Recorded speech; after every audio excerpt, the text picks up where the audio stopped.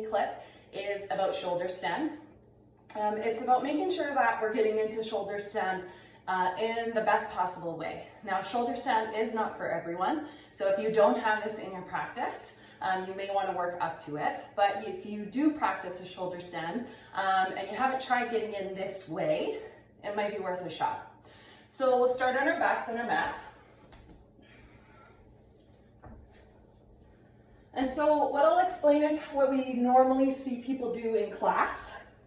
Is a teacher will call out shoulder stand, and we'll see people go right up in and hold themselves kind of here.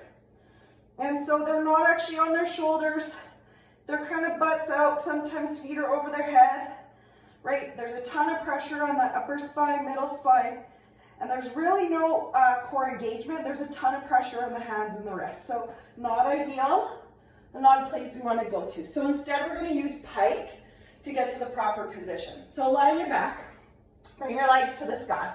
You may need to give yourself a little bit of movement here to get them over, but you'll come up and over into pike position. So coming into pike gives you an opportunity to really start to lift the hips to the sky and bring the feet over the body even more. And this is really important to make sure you're starting to get on that upper shoulder. So from here, you'll take your hands to your middle to upper spine, what suits you. And what I ask people to do is bring their knees to their forehead and point their toes to the sky.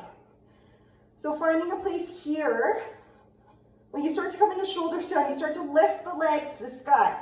And you'll walk your hands up the back a little bit.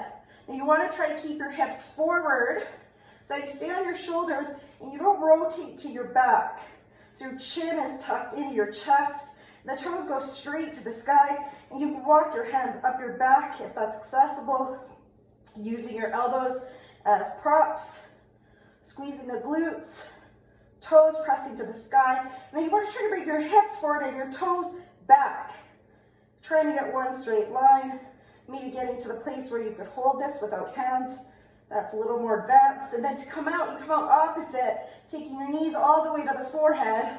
Maybe doing a quick deaf man's pose where the knees slide over the ears, hands go to the feet, and then come to a pike. And slowly from the pike, you keep your legs tight to the body as you roll all the way down, slow and controlled. Use the core, wait till that low back gets to the floor, and then take your legs all the way down. So if shoulder stand is in your practice and you've never done it that way, give it a shot. But again, if shoulder stand isn't in your practice, you may want to work up to it and maybe just work with piking position and see if you can get the feet over the head and a little more weight on the top of the shoulders instead of the upper spine. So have fun with it. Namaste.